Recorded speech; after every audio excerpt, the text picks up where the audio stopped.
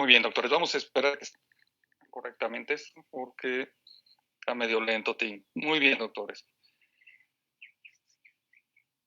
La materia que vamos a llevar a partir del día de hoy durante este semestre, ya ustedes conocen el nombre de la materia, es patología bucal. No está de más el decirles que es, digamos, hacerles notar que esta es una de las materias que forman el núcleo de la odontología, o sea, el núcleo más básico de la odontología. Esto lo digo, perdón, doctor. Voy a silenciar un poco.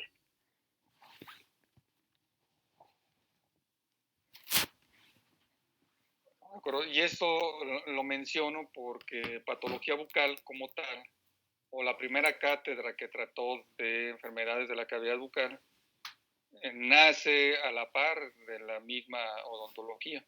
¿Estamos de acuerdo? Entonces, es una de las materias, digamos, más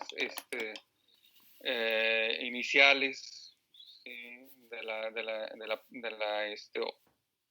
odontología. Digamos, es una de las enfermedades, es una de las áreas que a través de la cual nosotros abordamos a nuestro paciente en las etapas más iniciales del plan de tratamiento. De hecho, desde mi perspectiva, tal vez porque yo soy patólogo médico bucal, pues para mí es una o es de las áreas de la odontología. Estamos de acuerdo que realmente nos definen como parte como servidores de la salud, ¿estamos de acuerdo? Entonces,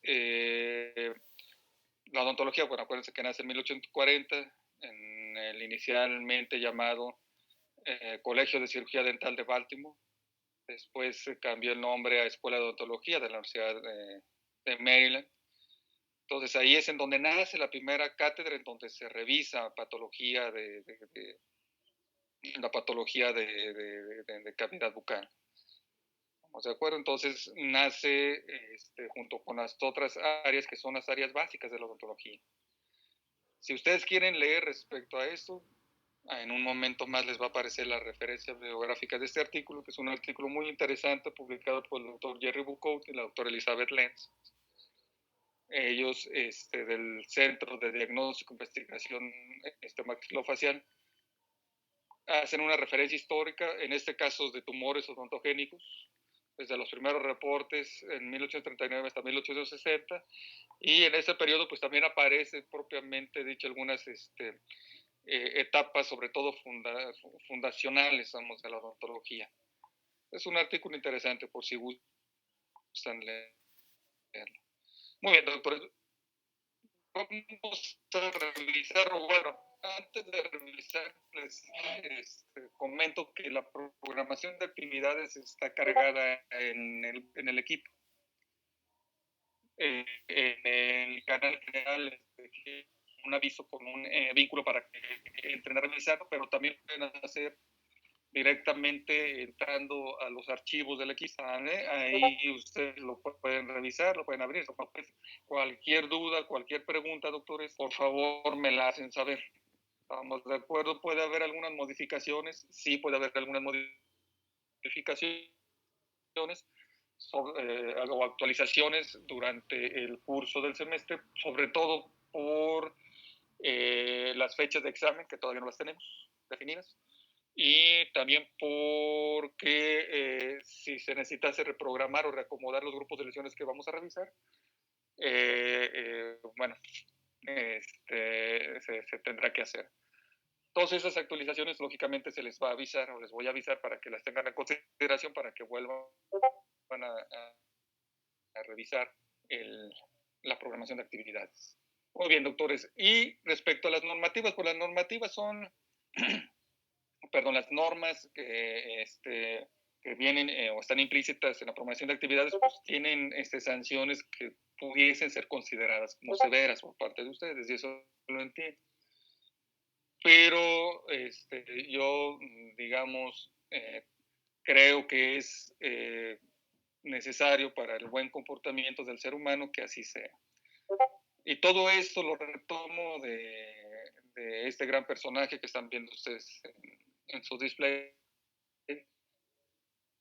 el doctor Gary Stanley Becker. Él es o fue un economista muy prestigiado en Estados Unidos, de la Universidad de Chicago, quien hizo un trabajo que tituló La economía del delito, ¿estamos de acuerdo? En donde él lanzó esta aseveración. Permítanme.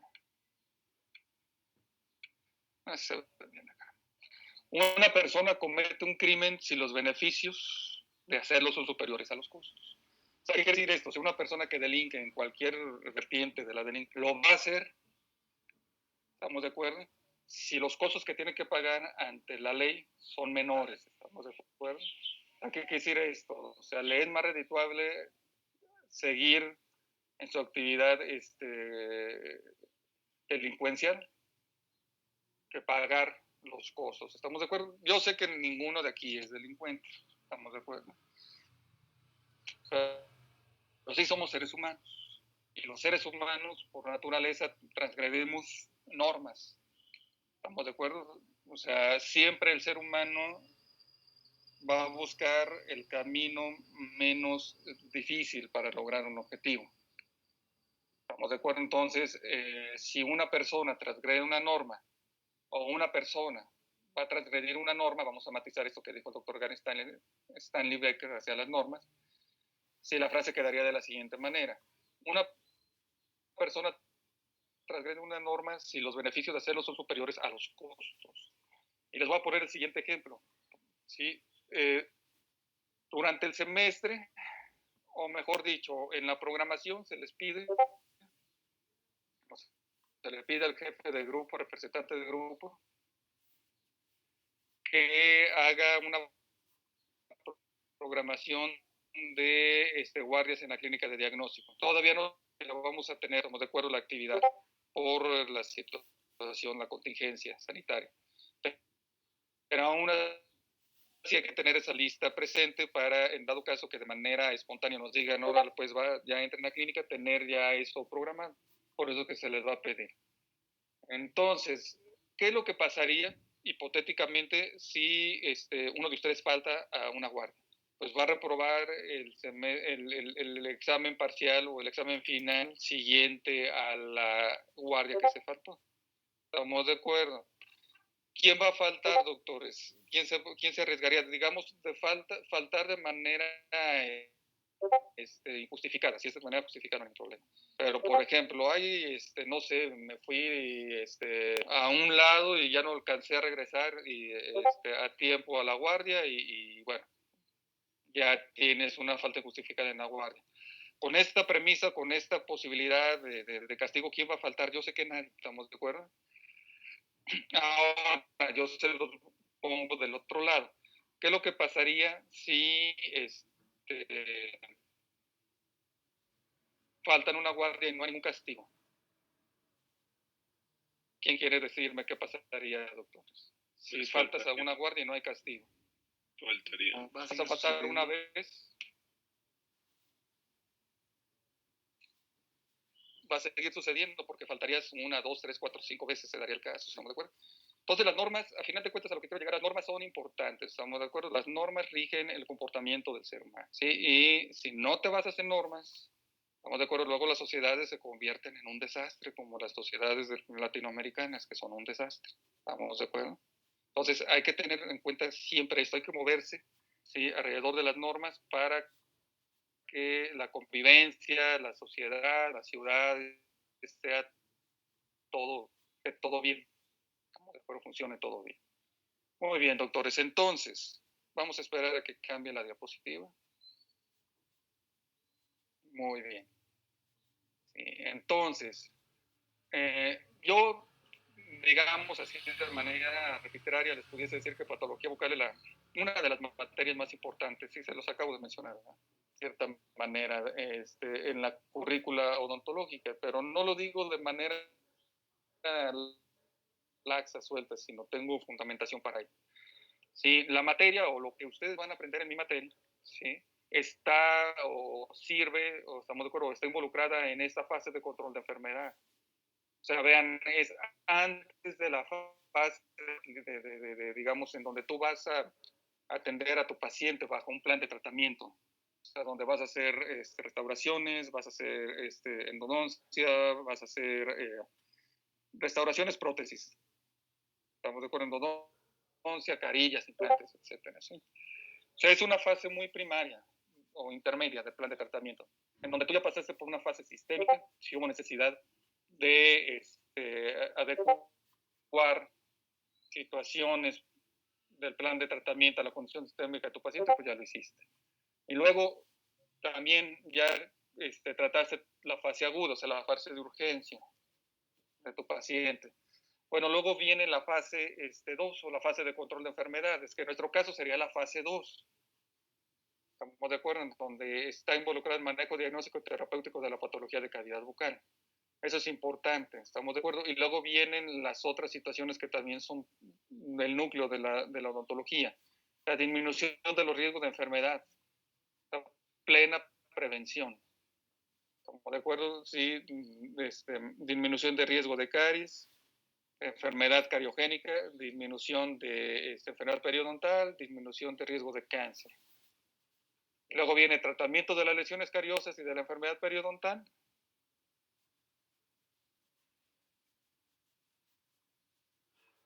Y luego tratamiento de los trastornos de la articulación temporomandibular.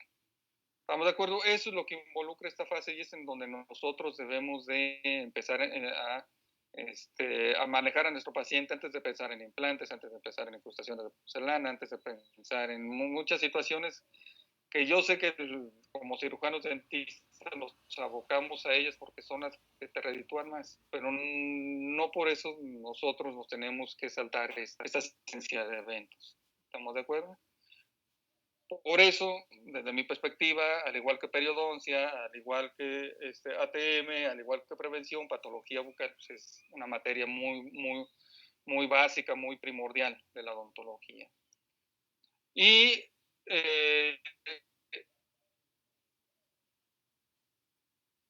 aunque se sabe esto, digamos, pues muchos dentistas, sino que la mayoría no lo hacemos, ¿estamos de acuerdo? Y digamos, eso es algo que es obvio, pero que también recalca, sí, el doctor Víctor López Cámara, que es el doctor Víctor López Cámara fue mi profesor en la especialidad de patología y medicina bucal en la Universidad Autónoma Metropolitana, Unidad Xochimilco. De hecho, la vista que se tiene en la fotografía donde está el doctor López Cámara es la misma vista que yo tenía cuando te acercabas al pasillo, ¿no? Que veías los jardines que estaban enfrente del edificio donde me tocaba estudiar. Hacia la derecha del doctor, y está la puerta, está la entrada hacia las instalaciones del ahora en patología en medicina bucal. Entonces él en el 2001 publicó este artículo que habla de las tendencias en la educación odontológica en hacia dónde orientar la formación profesional. Y él concluye que la práctica odontológica está orientada fuertemente hacia la restauración y no hacia la prevención, porque así se estudia. Estamos de acuerdo, o al menos en la mayoría de las facultades de odontología así se estudia, o sea, muy restaurativo, poco preventivo. Estamos de acuerdo, entonces, si tú te manejas o si se maneja uno de esa manera, más restaurativo que preventivo, pues te vas a brincar no únicamente la fase de control de enfermedades, sino también lo que corresponde al manejo terapéutico y diagnóstico terapéutico de la patología de cavidad bucal. Tampoco vas a prestar atención al control de enfermedad periodontal o a lo de ATM. Aunque generalmente lo de las restauraciones y enfermedad periodontal sí lo maneja el cirujano dentista, pero las otras situaciones, sobre todo lo que tiene que ver con patología, con ATM, estamos de acuerdo, sí no le presta la atención, estamos de acuerdo, y esto nos lleva a que pues se tenga una capacidad, digamos, mala de diagnóstico clínico, siendo que los cirujanos dentistas deberían también de saber diagnosticar clínicamente las lesiones, o al menos tener una noción de lo que es normal y de lo que no es anormal, de lo que es sano, estado de salud en la boca. Si no se tiene esta concepción de saber distinguir una mucosa, por ejemplo, enferma, de la no enferma, o no tener una concepción de un número de lesiones más frecuentes en cavidad bucal, pues te va a llevar a cometer errores durante la atención de estos pacientes. ¿Estamos de acuerdo? Y es por eso que muchas veces los diagnósticos que se dan por parte de los cirujanos dentistas son diagnósticos que se basan en la experiencia no analítica. ¿Estamos de acuerdo? ¿Qué quiere decir esto? Por diagnósticos que se establecen porque alguien que ustedes conocen tenía algo similar, o porque vieron en internet algo similar, o porque vieron en una revista algo similar, o porque alguien les platicó que tuvo algo similar, o que su pariente tuvo algo similar. Entonces, de ahí tú pudieses pensar, ¿sabes qué? Fulanito me platicó que a su mamá le salió esto y le diagnosticaron un granuloma. Entonces tú puedes pensar, bueno, este es un granuloma, no hay ningún problema, ¿estamos de acuerdo? Lo quitamos después, primero le hago su limpieza, le hago otras cosas y luego lo quitamos. Siendo que en este caso la imagen que están ustedes observando es un carcinoma de células escamosas, ¿estamos de acuerdo? Entonces, por no tener una capacidad de diagnóstico analítico, pues estamos cometiendo un error. Y eso tiene que ver con una situación de falta de formación. Sí, en este campo del diagnóstico clínico en la patología. Otra forma de diagnóstico que se tiene, que digamos no es de generalidad, pero muchos dentistas utilizamos, es el reconocimiento de patrones. O sea, ¿qué quiere decir esto? ¿Sí? Camina como pato, estamos de acuerdo, parece pato, tiene unos como pato, son patos, ¿estamos de acuerdo? O sea, hay tanta evidencia que obtienes por inspección, por cómo escuchas, como ves, sobre todo como por inspección y por palpación, que puedes llegar a un diagnóstico.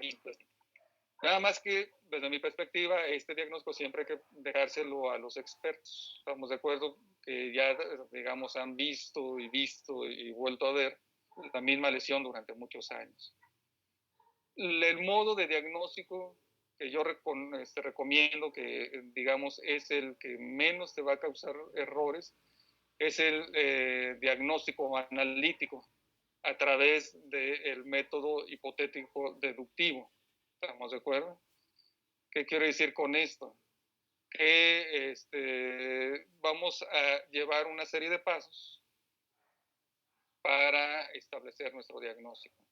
Número uno, primero vamos a observar el fenómeno a estudiar. Y el fenómeno a estudiar lo vamos a disgregar desde la generalidad hacia la particularidad.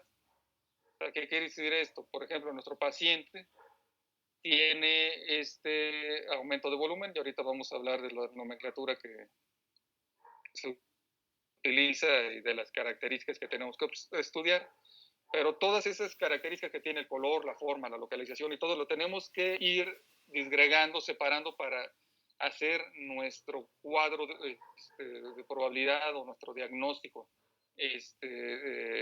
clínico o diagnóstico de sospecha, diagnóstico diferencial. ¿Estamos de acuerdo? Y a partir de ahí vamos a elaborar una hipótesis. En este caso, nuestra hipótesis en este caso sería un diagnóstico diferencial. O sea, ¿cuántas lesiones de estas? ¿Cuántas lesiones tenemos que pueden, probables que pueden tener este aspecto clínico? Y luego del diagnóstico diferencial vamos a deducir las consecuencias, vamos a establecer un diagnóstico de probabilidad con el cual vamos a trabajar diagnósticamente. Y luego viene la experimentación, que puede ser una radiografía, estudios de laboratorio, de patología, análisis clínicos, etcétera. Esto con el fin de llegar a nuestro diagnóstico. Ahora bien, en esta parte de la observación del fenómeno estudiar es muy similar la forma de razonar como la que se utiliza cuando se juega la adivina quién.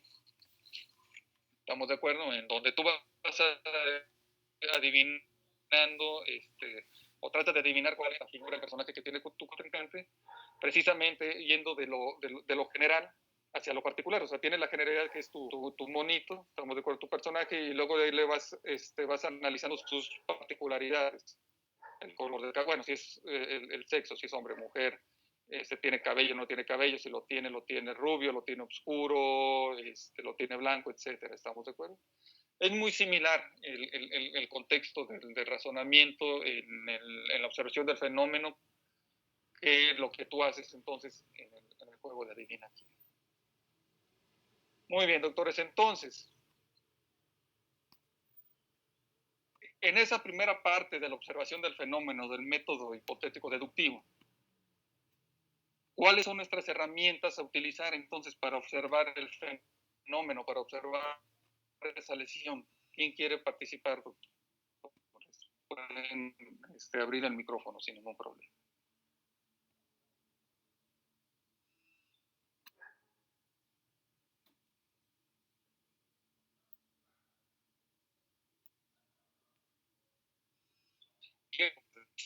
¿Quién quiere participar? ¿Cuáles son las herramientas que tenemos nosotros para el diagnóstico? Las principales.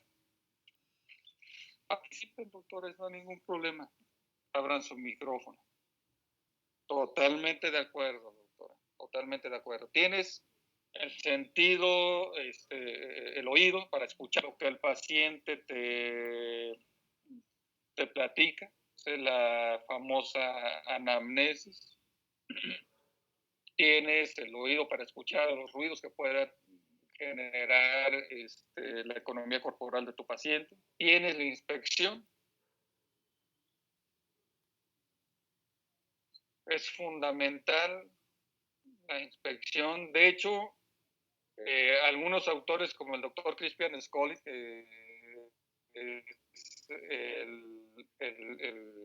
la referencia que tengo acá abajo en la diapositiva, en la esquina inferior derecha, él menciona que cuando tú escuchas a tu paciente, o sea, escuchas lo que te dice, escuchas los ruidos que puede él estar produciendo, tendrías aproximadamente el 80% de los criterios diagnósticos o la información diagnóstica que necesitas para establecer la naturaleza de una enfermedad, de una lesión. ¿Estamos de acuerdo? Yo me muevo de otra manera porque a mí me funciona mejor de inicio observar, que eso a mí me generaría un porcentaje muy alto del posible diagnóstico de la posible enfermedad, naturaleza de la enfermedad, y luego escucho al paciente otra vez. ¿Estamos de acuerdo? Entonces, para final de cuentas los ponemos en la misma plataforma. Escuchar y ver es fundamental. Palpar. O sea, la inspección va de la mano, o sea, lo que no puedes ver, entonces es importantísimo la palpación. Inclusive hasta lo que huele, lo que puedes oler en tu paciente es fundamental. Hay, uno puede decir, pero oler, o sea, digamos, es entendible escuchar, ver y tocar. El oler es importante porque, por ejemplo, cuando el cirujano maxilofacial está abordando una cavidad quística para tomar una biopsia y la cavidad quística está llena de un material de aspecto cremoso, amarillento, que huele proteináceo, o sea, huele muy fuerte, hermano. Entonces, eso te da indicios de que es una lesión, o probablemente se trata de una lesión que se llama queratoquiste odontogénico, ¿estamos de acuerdo? O bien que es un quiste infectado por el olor. Entonces, también el oler al paciente es importante, doctores. Entonces, a partir de la utilización de nuestros sentidos o de sus ayudantes, como puede ser de sus extensiones, como puede ser un estetoscopio, estamos de acuerdo, que es muy utilizado también por nosotros en odontología para auscultar ATM, por ejemplo. Nosotros entonces vamos a realizar actividades propias de este proceso de diagnóstico. Entonces, a través del oído, pues nosotros vamos a escuchar a nuestro paciente para hacer la anamnesis. Estamos de acuerdo que es el cuestionario, el interrogatorio que le vamos a hacer a nuestro paciente. ¿Sí? Luego vamos a palpar, vamos a explorar a nuestro paciente. ¿Sí? La exploración se hace con la inspección y con la palpación. Estamos de acuerdo con las dos situaciones. Primero revistas y luego palpas. Y luego vienen los estudios adyuvantes, como las radiografías. Sí, hay, digamos, el doctor Carlos Gómez Cabello, que fue profesor durante muchos años en la Facultad de Odontología, en el área de radiología, él mencionaba algo que es bien cierto, o sea, siempre un paciente debe ser abordado primero clínicamente y las radiografías vienen después. ¿No te acuerdas? O sea, el abordaje clínico del paciente es primordial, o sea, en una radiografía nunca te va a sustituir la exploración física del paciente, es un complemento, es parte de. Tenemos los estudios de laboratorio, de análisis clínicos, y algo que también utilizamos mucho nosotros, pues el estudio de patología. ¿Estamos de acuerdo? O sea, después de que tú revisaste a tu paciente, pues vas a llegar a la conclusión de que a través de todo lo que tú encontraste, a través de la inspección, del escuchar a tu paciente, llegar a esta parte o vas a transitar con tus órganos de los sentidos a través de esta secuencia. No sé si me di a entender, doctor. Antes de seguir. ¿No hay manitas? Sí, doctor. No, que no hay manitas. Muy bien, gracias, doctor. Entonces, ¿cuántos tipos de diagnóstico tenemos? Bueno, tenemos un primer diagnóstico que es el diagnóstico clínico o también en su, digamos, en su debido tiempo puede ser radiográfico. ¿Estamos de acuerdo? Y generalmente lo manejamos como un diagnóstico definitivo obtenido con la anamnesis y la exploración física y radiográfica del paciente. ¿Qué quiere decir esto? Bueno, tu paciente tiene una lesión en mucosas, superficial, en la piel, en los labios, o tiene una lesión que fue diagnosticada de manera fortuita en una radiografía, o una lesión que no causó ningún problema, el paciente se la tomaron al panorámica porque va todo, se aparece algo. Bueno, si los criterios, las características morfológicas de la lesión ayudan a establecer criterios de diagnóstico clínico, que son criterios definitivos, entonces tú puedes establecer un diagnóstico definitivo sin la necesidad de llegar a la toma de una biopsia o de estudios de laboratorio, etc. ¿Estamos de acuerdo? Son muy pocas las lesiones que se prestan a este tipo de manejo diagnóstico. Ya las revisaremos en su momento. Y luego tenemos el diagnóstico diferencial. Sí, el proceso es de pasos en donde tú tienes una lesión con ciertas características, entonces tú debes de poner en la cana todos aquellos posibles diagnósticos que tienen o todas aquellas enfermedades que pueden manifestarse con ese patrón que tú estás observando en la boca de tu paciente. Pueden ser 2 lesiones, pueden ser 3 lesiones, pueden ser 4 lesiones. Y luego de ahí tú tomas en cuenta las similitudes y las diferencias entre las lesiones de un mismo grupo, tomando en cuenta las características clínicas de tu paciente, hasta llegar a 1 o 2 lesiones. Sobre todo llegas generalmente, lo indicado es que llegues a un solo diagnóstico, que en este caso le vamos a llamar diagnóstico provisional o de probabilidad.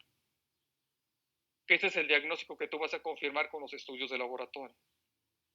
¿Estamos de acuerdo? Puede ser una citología, lo más común es que sea una biopsia. O puede ser una citología, inclusive a veces hasta estudios de laboratorio de análisis clínicos. Tenemos el diagnóstico de patología. El diagnóstico de patología es el que se hace en las biopsias o en los extendidos citológicos. ¿Estamos de acuerdo? Nosotros normalmente en odontología tomamos biopsias, rara vez se toman extendidos citológicos. Son tal vez un par de lesiones o de grupo de lesiones que necesitarían este abordaje.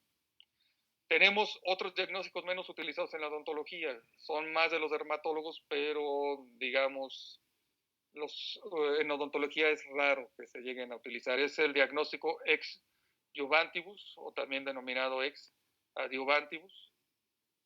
Este diagnóstico se basa en cuál es la respuesta que tiene la lesión de tu paciente a un tratamiento instaurado.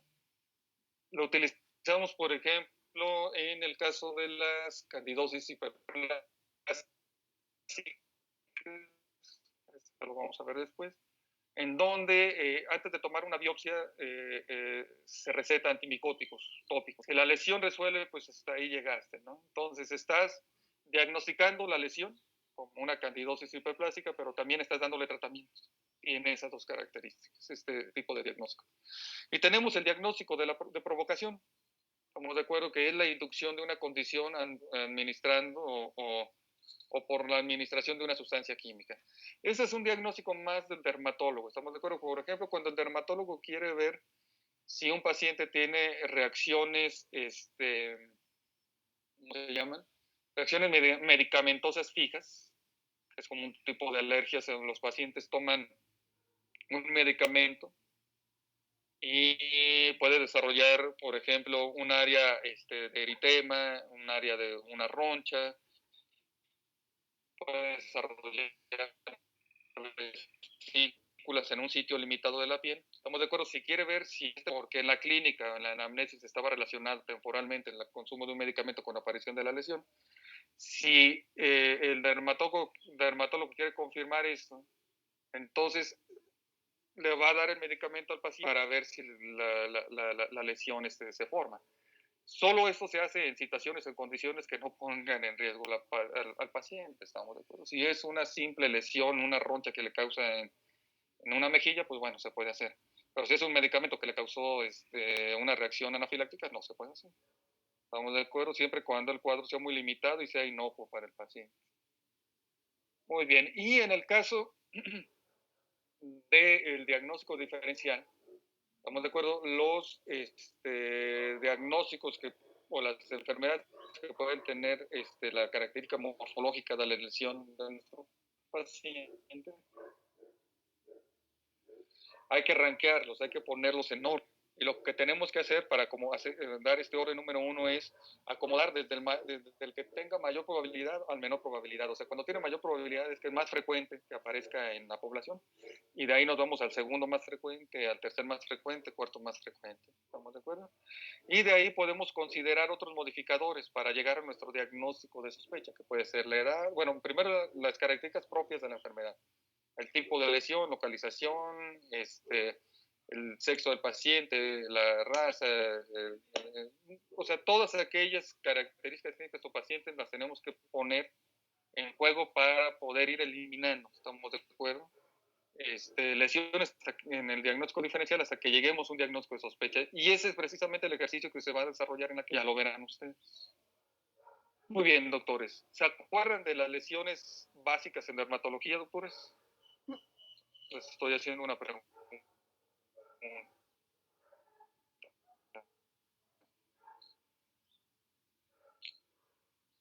Abran sus micrófonos, doctores, participen. Eso lo tuvieron que haber visto, lo vieron en propedéutica.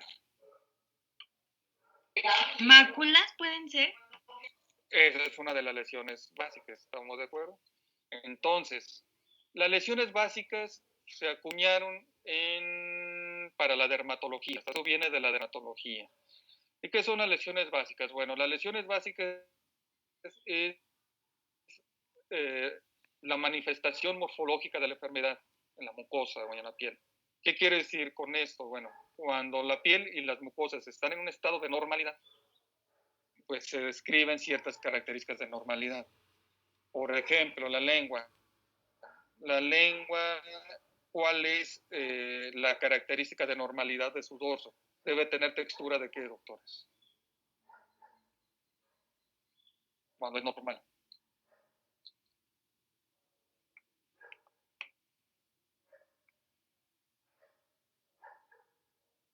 Como no saben, doctores, abran su micrófono, doctores. Bueno, pues puede ser que tiene un color rosado, se podría decir. La lengua tiene una textura como de toalla, eso es lo normal.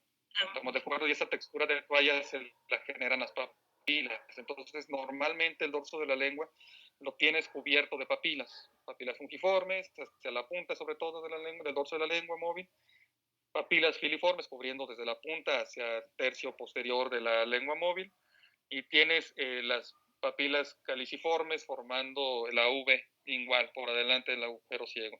Entonces, esa sería la característica normal de la lengua. Sí, normalmente la lengua, por ejemplo, no tiene una mácula, no tiene una pápula, no tiene nódulos. Cuando hablamos de máculas, pápulas y nódulos, estamos hablando de enfermedad. Entre otras lesiones que vamos a ver. ¿Estamos de acuerdo? Todas las lesiones básicas, precisamente es eso, ¿estamos de acuerdo? Son las características clínicas o morfológicas de la enfermedad. ¿Sí? Cuando se habla de cualquiera de estas lesiones básicas que está presente en un sitio determinado de la mucosa de la que estamos hablando de enfermedad. ¿Vale?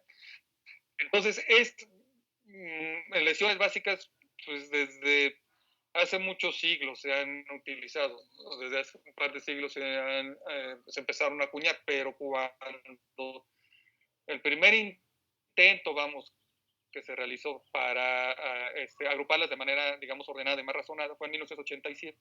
Estamos de acuerdo, donde se lanza el primer compendio o el primer glosario de lesiones básicas en dermatología.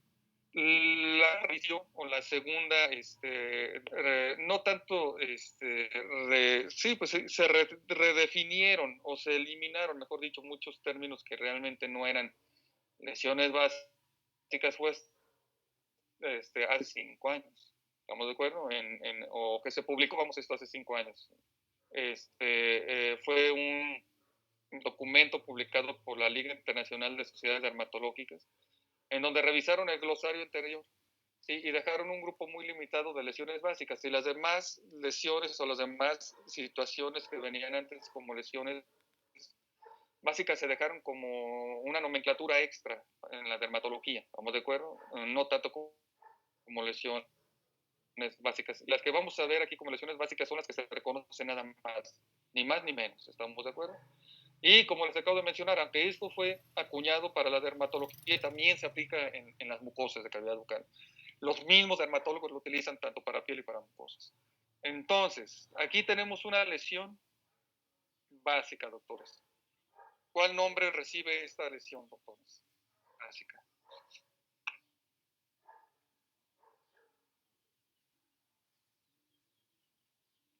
¿Es una mácula, doctor?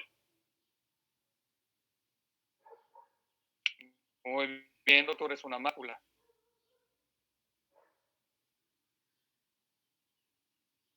Internacional, se me fue el nombre, de la Liga Nacional de Sociedades Dermatológicas. ¿Cómo define a una mácula? Bueno, una mácula, por descripción, tiene que ser una lesión plana. O sea, no debe de tener una alteración en el contorno de la mucosa y no debe de ser palpable. O sea, ¿qué quiere decir esto? Que no debe de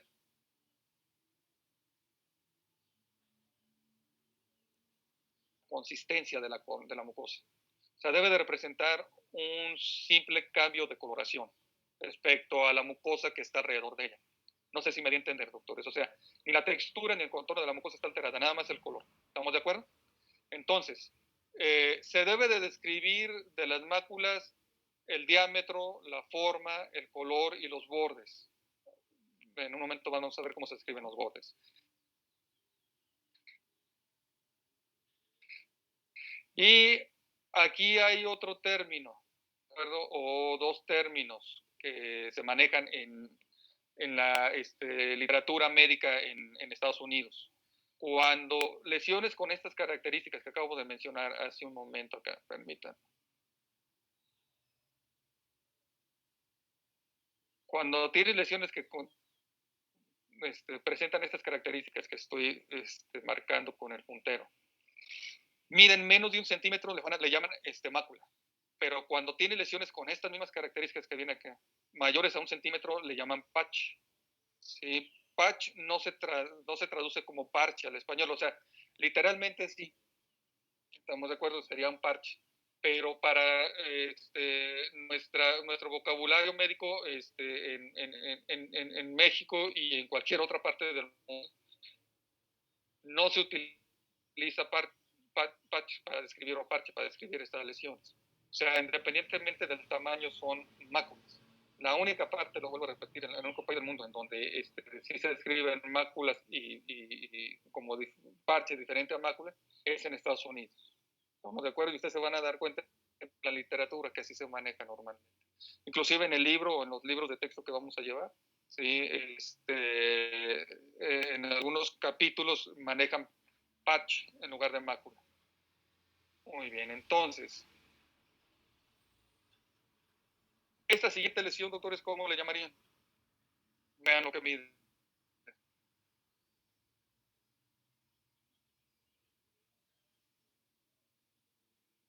¿Quién quiere participar? ¿Es una pápula, no, doctor? Muy bien, es una pápula. Perfecto, doctores. Entonces, ¿cómo se define? Está lentísimo. Vamos a esperar a que les aparezca en la siguiente parte de la diapositiva. Ahí está. ¿Cómo se define una pápula? Una pápula es una lesión elevada. Entonces aquí estamos hablando ya de una alteración del contorno normal de la mucosa. Es una lesión generalmente sólida. Estamos de acuerdo, tú la puedes tocar y está sólida. La puedes palpar y mide generalmente menor a 1 centímetro de diámetro. Igual en esas hay que describir el diámetro, forma, color, la topografía. Estamos de acuerdo, o sea, las características de la superficie y entre otras características que después. Entonces, lo que estamos observando en este momento es una pápula. ¿De acuerdo? Muy bien.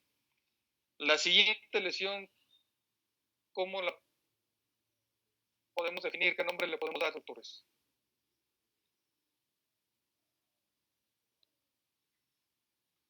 Se parece a la pápula, ¿no? Está elevada, es aparentemente sólida, palpable. ¿Nódulo? Exactamente. Es un nódulo. Si es una lesión elevada, es sólida, la puedes palpar, pero mide más de 1 centímetro. ¿Estamos de acuerdo? En este caso, los dermatólogos dicen que está localizada. Sí, sobre todo en la dermis y en el tejido celular subcutáneo. En este caso, generalmente en cavidad bucal podemos decir que puede estar localizada superficialmente también o puede ser profunda. Inclusive puede haber nódulos que vienen, en este caso, por ejemplo, del paladar, desde la cortical ósea, o puede venir en el caso de otros sitios del plano muscular, etc. Sí, es una lesión que suele tener o puede presentarse en los diferentes planos tisulares. A diferencia de las pápulas, generalmente las pápulas son superficiales. Es importante. ¿Sí? Y igual se describen algunas características que vamos a ver más adelante. Sí, pues hay que establecer el nódulo, cuánto mide, cuál es el color que tiene, la topografía de la superficie, la consistencia, etc. Muy bien, doctores, la siguiente vamos a esperar a que aparezca.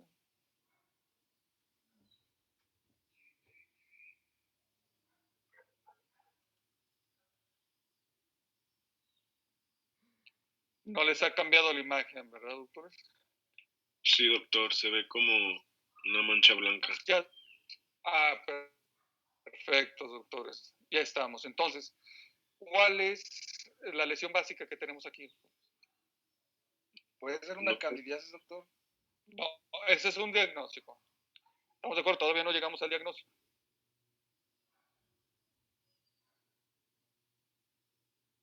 ¿Una ampolla? Hay que revisar ahorita lesiones básicas. No.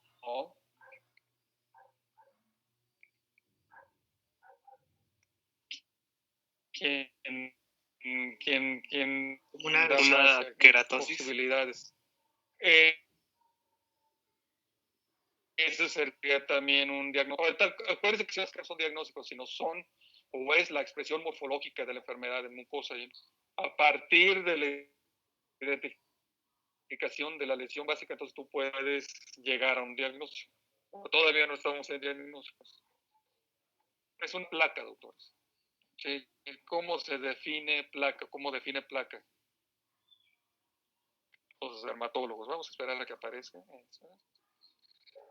Una placa es una lesión circunscrita, es palpable porque está elevada o porque está indurada. ¿Qué quiere decir esto? Es palpable porque está por arriba del contorno normal de la mucosa o porque adquirió un poquito más de consistencia. se puso un poco más indurada la palabra. ¿Estamos de acuerdo? Y mide más de 1 centímetro de diámetro. La mayoría de las placas están elevadas, algunas pueden ser elevadas, es lo que les menciono, sino pueden ser planas como la mácula, pero a diferencia de la mácula, están induradas, están firmes, ¿sí? Están más duritas que la mucosa. Y múltiples pápulas, como es este caso de la derecha, cada uno de estos polígonos que se observan acá representa una pápula poligonal juntitos uno con otro. Entonces, cuando las pápulas forman, eso nos quiere decir esto, que están muy juntitas unas con otras. ¿Sí? Te van a formar también una mácula, una placa, perdón. Entonces, las pápulas, las placas también nacen por la aglomeración o la coalescencia de múltiples pápulas, tal cual lo describe acá y tal cual se ve acá. Igual hay que describir diámetro, forma, todas las características, estamos de acuerdo, bien delimitadas, mal delimitadas. ¿Sí? Eso es parte también de lo que viene adelante como descriptores de las lesiones básicas. Muy bien, doctores. Ya para terminar, doctores, esta sí es una lesión exclusiva y la pongo acá porque pues, nosotros podemos llegar a ver en nuestros pacientes. Acuérdense que sí somos hermanos dentistas, pero le vemos a nuestro paciente el cuello, le vemos a nuestro paciente la cara. Entonces, ¿cuál es el nombre que le vamos a dar a esta lesión básica, doctores? ¿Quién quiere participar?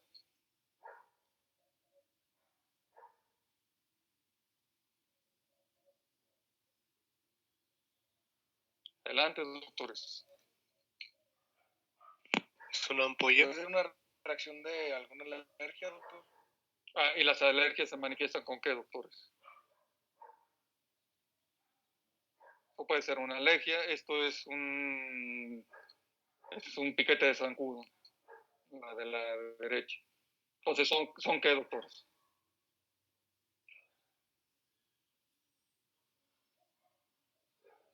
Empieza con R de rojo. ¿Ronchas, doctor? Ronchas.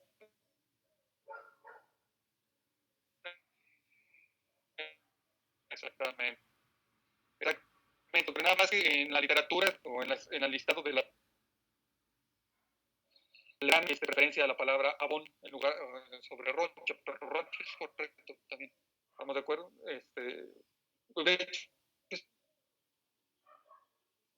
está más extendido, tanto en la medicina, en las personas que no están en el uso de la palabra roncha, es correcto, pero si nos, digamos, apegamos a ese artículo, entonces el término más que deberíamos utilizar, al menos nosotros como participantes del área odontológica, sería el de abón. ¿Estamos de acuerdo? Ese término es más utilizado, por ejemplo, en España y en algunos países de Latinoamérica. Aquí en México es más roncha. Cualquiera de los dos es correcto, a final de cuentas. Entonces, el término en inglés, aquí viene, ¿sí? Es will, y bueno, no sé si lo pronuncié bien, perdón.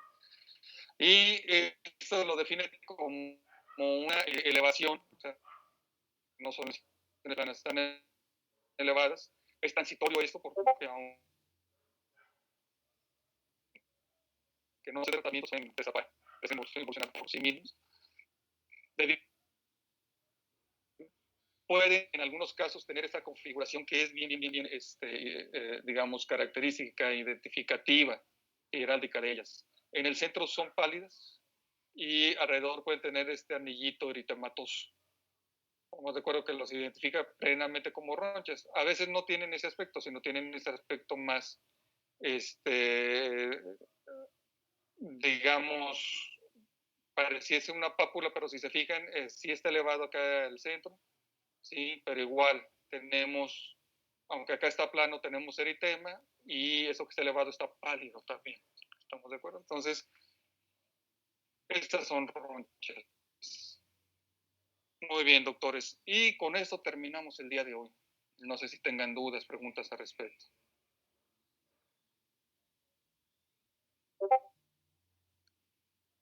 Pueden levantar su mano, doctores.